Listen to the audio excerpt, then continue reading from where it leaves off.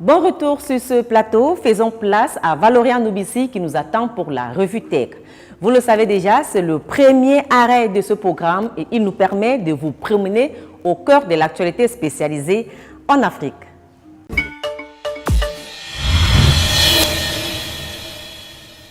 Débutons par la Côte d'Ivoire où le français Orange vient d'ouvrir sa première école dédiée au métier du numérique dénommée Orange Digital Academy. Le but est de promouvoir les talents locaux, de devenir l'école de référence en spécialisation au codage et d'offrir un cursus à toute personne désirant se perfectionner dans ces nouveaux métiers.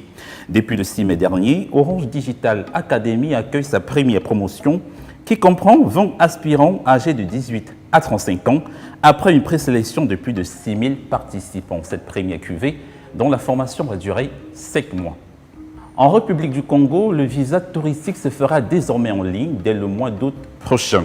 Ainsi, toute personne désireuse de se rendre au Congo pourra obtenir son visa depuis chez lui.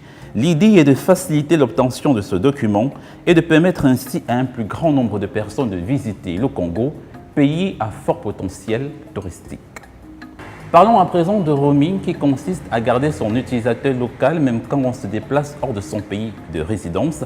Il s'agit d'un service qui est généralement très cher, les frais d'interconnexion entre les opérateurs étant très élevés. Eh bien, ce sont ces frais que la Sierra Leone vient de supprimer avec la Guinée, le Libéria et la Côte d'Ivoire. Lors de la 16e Assemblée générale annuelle des régulateurs télécoms de l'Afrique de l'Ouest tenue au Burkina Faso, les 4 pays ont désigné des interlocuteurs pour accélérer le processus de suppression des frais sur le roaming entre eux. Un délai de 90 jours a été convenu pour la mise en œuvre de l'initiative. En télécommunication, Thabo Mbeki est depuis le 2 mai dernier le président du tout nouveau conseil consultatif de MTN. L'ancien président de l'Afrique du Sud va piloter cette nouvelle instance de la multinationale sud-africaine qui sera opérationnelle à partir du 1er juillet prochain. MTN précise que le CCI n'a aucune nature statutaire et n'a aucune responsabilité fiduciaire. Son rôle sera de veiller à ce que le conseil d'administration soit guidé dans sa vision. John Kofo, ancien président ghanéen, fait aussi partie de ce conseil consultatif de MTN. Terminons ce tour des infotech par une étude de l'Institut d'Oxford qui révèle que d'ici 2050, les comptes Facebook appartenant aux personnes décédées seront bien plus nombreux que ceux appartenant aux personnes en vie et actives sur la plateforme. L'équipe qui a mené les recherches a tablé sur la prévision selon laquelle au moins 1,4 milliard d'utilisateurs actuels de Facebook seront décédés d'ici à 2100.